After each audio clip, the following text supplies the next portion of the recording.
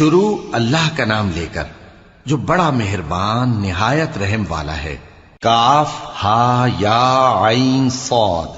یہ تمہارے پروردگار کی مہربانی کا بیان ہے جو اس نے اپنے بندے زکریا پر کی تھی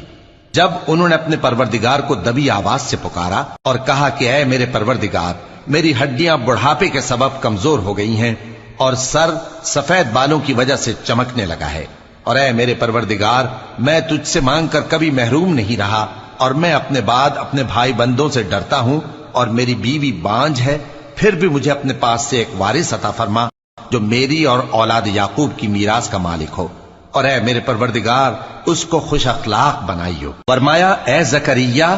ہم تم کو ایک لڑکے کی بشارت دیتے ہیں جس کا نام یحییٰ ہوگا، اس سے پہلے ہم نے اس نام کا کوئی شخص پیدا نہیں کیا۔ انہوں نے کہا کہ پروردگار،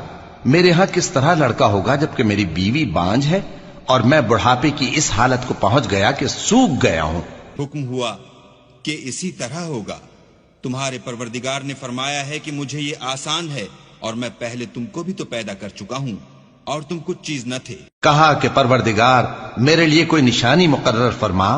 فرمایا نشانی یہ ہے کہ تم صحیح و سالم ہوتے ہوئے 3 رات دن لوگوں سے بات نہ کر سکو گے۔